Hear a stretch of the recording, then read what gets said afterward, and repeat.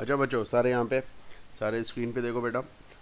Angle of elevation और depression, सबसे पहले इसका एक कॉन्सेप्ट दे रहा हूँ मैं, एक कहानी इसके ऊपर स्टार्ट कर रहे हैं, ठीक है। और एंगल ऑफ एलिवेशन और डिप्रेशन दोनों समझ आ जाएंगे इसको। सपोज करो ये है आपका बिल्डिंग, ये आप यहाँ पे रहते हो, ठीक है। अफ्तारी के बाद आपने बोला कि मैं बाहर का चक्कर लगा के आता हूँ फॉर सम स्पेशल पर्पस, ठीक है ना। आप जा रहे हो यहाँ पे, आप यहाँ तक पहुँच चुके हो अपने घर से। आपके वालिद साहब को शक हुआ कि आप सिगरेट पीने जा रहे हो।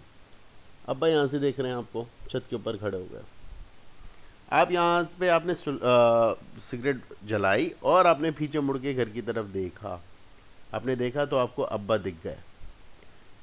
अब्बा जब आपको दिखे, वो एंगल ये आपका नॉर्मल व्यू है। आ रही बात समझ? ये आपका कौन सा व्यू है बेटा? नॉर्मल व्यू है। वो एंगल जो आपने बनाया वो कहलाता है एंगल ऑफ एलिवेशन।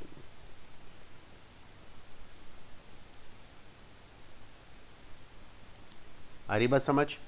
वो एंगल जो आपने बनाया, आपके अब्बा ने आपको देखा, आपके वालिद साहब ने आपको देखा, सही है ना। उनका नॉर्मल व्यू अभी क्या है? उनका नॉर्मल व्यू अभी ये वाला है, हाँ या ना बेटा।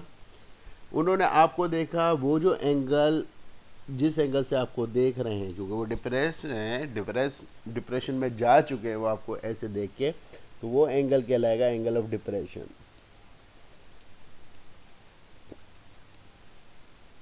दूसरे अल्फाज में, अगर मैं नीचे से ऊपर देख रहा हूँ तो एंगल ऑफ एलिवेशन है, अगर मैं ऊपर से नीचे देख रहा हूँ तो एंगल ऑफ डिप्रेशन है। सिंबल समझ आई बात? बेसिक कॉन्सेप्ट है ये जहन में रखने का। बट इशू क्या होता है कि बच्चे यहाँ पे ये चीज़ें एंगल ऑफ डिप्रेशन समझते हैं नहीं। आपका जो नॉर्मल व्यू है वहाँ से आपने एंगल ऑफ एलिवेशन और डिप्रेशन को देखना है। समझ आ गई बात?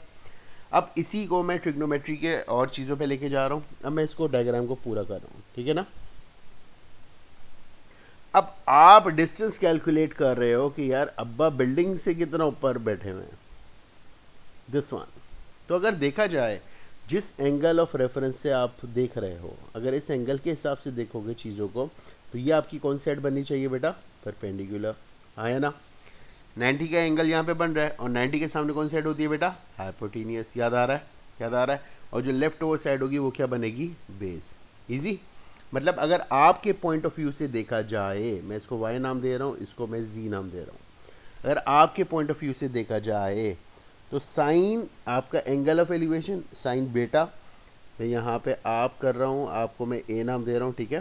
साइन ए जो है आपका, वो क्या बनेगा? सम पीपल हैव, पीपल क्या है बेटा? एक्स। हैव क्या है बेटा? हाइपोटेनस, तो यहाँ आ जाएगा जी। यहाँ तक क्लियर है?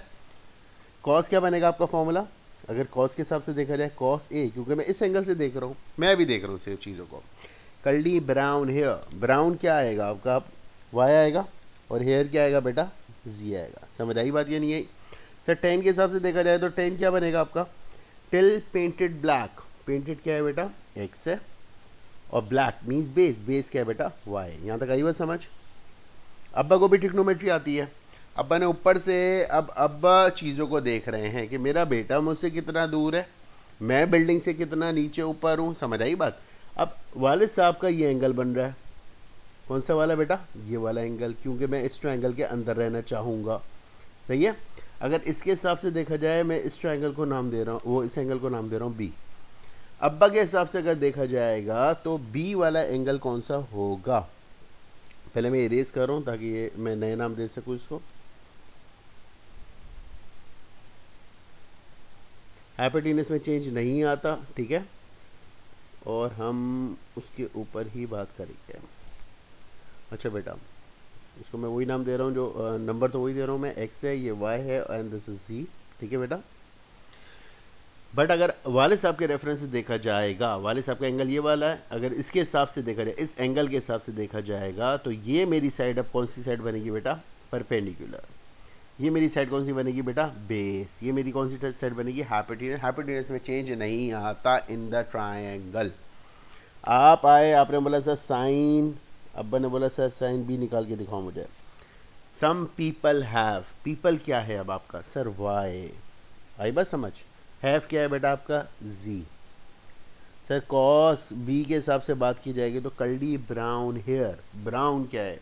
बेसिस एक्स, एक्स ओवर आएगा, जी। समझ आई बात या नहीं आई? फिर आएगा आपका टैन, टैन आएगा टेल पेंटेड ब्लैक। पेंटेड क्या है आपका?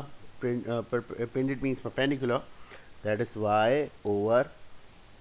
तो जब आप एक ट्रायंगल के अंदर मूव करते हो और आपका एंगल ऑफ रेफरेंस चेंज होता है, आपके एंगल्स चेंज हो जाएंगे, मतलब आपका रेशियोज क्या हो जाएंगे बेटा? चेंज हो जाएगा। समझ आई बात? एंगल ऑफ एलिवेशन और डिप्रेशन का कॉन्सेप्ट क्लियर हो गया होगा।